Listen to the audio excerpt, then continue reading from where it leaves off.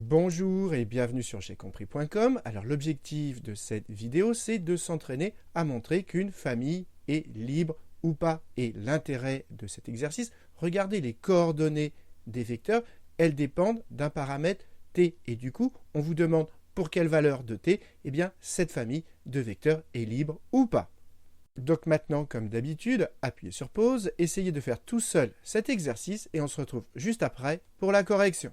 Donc, allons-y, et la méthode générale pour savoir si une famille de vecteurs est libre, eh bien, on cherche les combinaisons linéaires de ces vecteurs qui donnent le vecteur nul. Et si pour avoir le vecteur nul, eh bien, ça implique que tous les lambda i sont nuls, eh bien, alors ça veut dire que cette famille, eh bien, elle est libre. Une autre façon de dire la même chose, c'est que la famille est libre lorsque la seule combinaison linéaire qui donne le vecteur nul, c'est celle où tous les lambda i sont nuls. Donc allons-y, appliquons cette méthode pour savoir si ces trois vecteurs forment une famille libre ou pas. Alors pour le moment, je suis au brouillon, ensuite on rédigera. Donc nous, on cherche les combinaisons linéaires de ces trois vecteurs qui donnent le vecteur nul. Donc on cherche lambda 1 u1 plus lambda 2 u2 plus lambda 3 u3, donc les combinaisons linéaires de ces trois vecteurs qui donnent le vecteur nul, donc le vecteur nul de R3, que je note 0, mais c'est le vecteur nul de R3. Maintenant, je remplace chaque vecteur par ses coordonnées, donc ça fait lambda 1, et les coordonnées de U1, c'est 1, moins t et 0, plus lambda 2, coordonnées de U2, c'est 0, 1 et 1, plus lambda 3, et les coordonnées de U3, c'est t, moins 1 et 0. Et là, je répète, c'est le vecteur nul de R3. Et le vecteur nul de R3, ses coordonnées, c'est 0, 0 et 0. Et au passage, pour rédiger, ici, au lieu de mettre 0, comme c'est le vecteur nul de R3, eh bien, on peut mettre 0 de R3. C'est ce que j'ai écrit ici, 0 de E étant l'espace vectoriel dans lequel vous êtes. Maintenant, cette égalité, on va l'écrire sous la forme d'un système. Donc pour la première coordonnée, ça fait une fois lambda 1, autrement dit lambda 1, plus 0 fois lambda 2, donc pas besoin de l'écrire, plus t fois lambda 3, égale 0. Ensuite, pour la deuxième coordonnée, ça fait moins t lambda 1, plus une fois lambda 2, donc plus lambda 2, plus moins lambda 3, donc moins lambda 3 égale 0. Et pour la troisième coordonnée, ça fait 0 lambda 1, donc pas besoin de l'écrire, plus une fois lambda 2, donc plus lambda 2, plus 0 lambda 3, donc pas besoin de l'écrire, égale 0. Alors déjà, ça nous donne lambda 2 égale 0. Donc ici, comme lambda 2 vaut 0, eh bien je peux l'enlever. Maintenant, qu'est-ce que je vais faire? Je vais m'arranger pour me débarrasser des lambda 1 pour trouver la valeur de lambda 3. Alors, comment faire pour se débarrasser des lambda 1? Regardez, ici, on va multiplier par t et venir ajouter la première ligne à la deuxième pour ne plus avoir de lambda 1. Donc, on va prendre la deuxième ligne, L2, et on va rajouter t fois la première ligne, donc t fois L1. Donc la première ligne, je n'y touche pas, je la remets telle qu'elle. Et maintenant pour ma deuxième ligne, eh bien je prends donc la deuxième ligne et je vais venir lui additionner t fois la première ligne. Donc dans ma tête, je multiplie la première ligne par t, donc ça fait t lambda 1. Ici, si je multiplie par t, t fois t, ça fait t carré. Et 0 fois t, ça ne change pas. Et maintenant, j'additionne ces deux lignes. Donc ça fait t lambda 1 moins t lambda 1, ça fait 0. C'était l'objectif, on s'est débarrassé des lambda 1, et ici ça nous donne quoi? Ça fait t carré lambda 3 moins lambda 3, et donc si on additionne 0 plus 0, ça reste 0, et on remet notre dernière ligne, lambda 2 égale 0.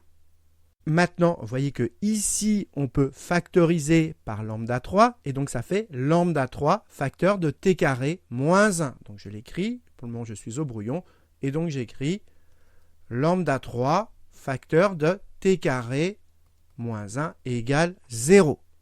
Et c'est maintenant qu'il y a une discussion. On a un produit qui est égal à 0. Et donc si t carré moins 1, si ce bloc-là est différent de 0, eh bien pour que ça fasse 0, il faut forcément que lambda 3 égale 0. Donc si t carré moins 1 est différent de 0, eh bien ça implique que lambda 3 égale 0. Et si lambda 3 vaut 0, si lambda 3 vaut 0, ici on aura 0 et donc ça disparaît. Et donc ça implique également que lambda 1 égale 0. Donc on a aussi lambda 1 égale 0. Et donc ça veut dire que si t carré moins 1 est différent de 0, lambda 3 vaut 0, lambda 1 vaut 0 et lambda 2, on savait déjà qu'il valait 0. Autrement dit, tous les lambda i valent 0. Donc si t carré moins 1 est différent de 0, tous les lambda i sont nuls, on est dans cette situation, et donc ça veut dire que si t carré moins 1 est différent de 0, ça veut dire que cette famille de 3 vecteurs est libre. Maintenant, vous l'avez compris, reste à traiter lorsque t carré moins 1 est égal à 0. Alors si t carré moins 1 est égal à 0, ça veut dire que ce bloc-là vaut 0, et 0 fois n'importe quoi, ça fait 0, et donc cette ligne, eh bien, elle ne sert plus à rien.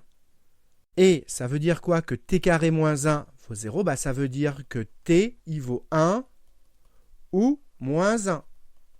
Donc maintenant, il n'y a plus qu'à traiter ces deux cas séparément. Alors, traitons le cas t égale 1. Donc ici, je remplace t par 1. Donc ça fait 1 lambda 3. Autrement dit, ça fait lambda 3. Et nous, on ne perd pas de vue qu'on se pose la question, est-ce que le système, il va impliquer que tous les lambda i sont nuls ? Si on veut que lambda 1 plus lambda 3 soit égal à 0, ils ne sont pas forcément nuls. Les lambda 1 et lambda 3, il suffit qu'ils soient opposés. Par exemple, pour lambda 3, on peut prendre 1. Et du coup, pour lambda 1, on peut prendre moins 1. Et donc, ça veut dire que pour t égale 1, ce système, eh bien, on peut prendre comme solution moins 1 pour lambda 1. Pour lambda 2, on n'a pas le choix, c'est 0. Et pour lambda 3, c'est 1. Autrement dit, on a trouvé une solution de ce système, moins 1, 0 et 1, où tous les lambda i ne sont pas nuls, puisque celui-ci et celui-ci n'est pas nul. Et comme tous les lambda i ne sont pas nuls, eh bien, on est dans cette situation. Ça veut dire que la famille, elle n'est pas libre, elle est liée. Lorsque t égale 1, eh bien, cette famille de vecteurs est pas libre, elle est liée. Maintenant, traitons le cas t égale moins 1. Donc, je remplace t par moins 1. Donc, ici, ça me fait moins lambda 3. Et donc, pour que ceci fasse 0, pour lambda 3, je peux toujours prendre 1. Mais du coup, pour lambda 1, il faut que je prenne 1. 1 moins 1, ça fait bien 0. Et donc, du coup, on a trouvé une solution où lambda 1, c'est 1. Lambda 2, c'est toujours 0. Et lambda 3, c'est 1.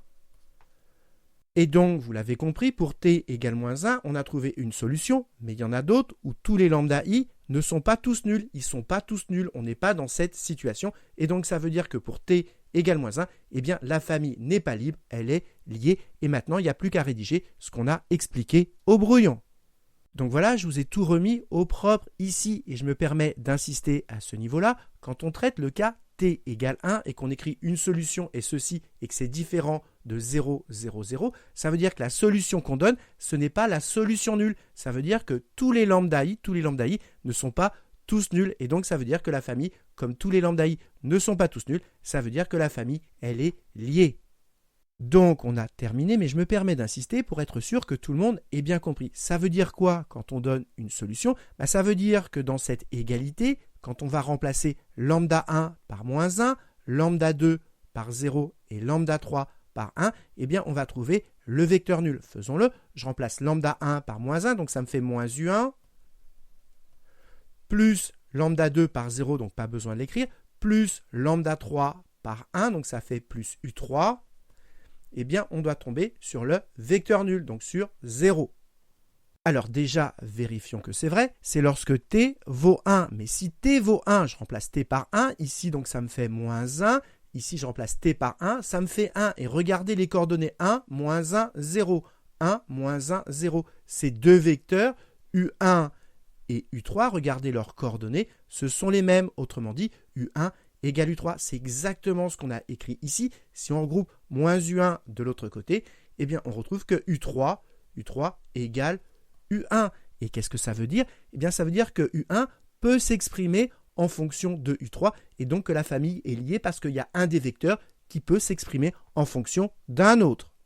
Et donc, ce qu'il faut comprendre, c'est que ici, vous donnez une solution avec des lambda i qui ne sont pas tous nuls. Et comme les lambda i ne sont pas tous nuls, ça veut dire qu'il y a un vecteur qu'on va pouvoir isoler en fonction des autres. Autrement dit, il y a un vecteur qui va pouvoir s'exprimer en fonction des autres. Et ça veut exactement dire qu'il y en a un qui est combinaison linéaire des autres. Autrement dit, que la famille est liée. Et dernière chose à comprendre, c'est que si le t qui est ici vérifie t carré moins 1 différent de 0, si on veut une combinaison linéaire égale au vecteur nul, eh bien il faut forcément que tous les lambda i soient égaux à 0. Et si tous les lambda i sont égaux à 0, eh bien ici on ne pourra pas isoler un vecteur en fonction des autres, et du coup ça veut dire qu'il n'y a pas un vecteur qui pourra s'exprimer en fonction des autres, et donc ça veut dire que la famille, elle est libre. Donc voilà, cette vidéo est terminée. J'espère que vous avez bien compris. Et comme d'habitude, si vous l'avez apprécié, n'hésitez pas à la liker et à vous abonner à la chaîne pour ne pas rater les nouvelles vidéos.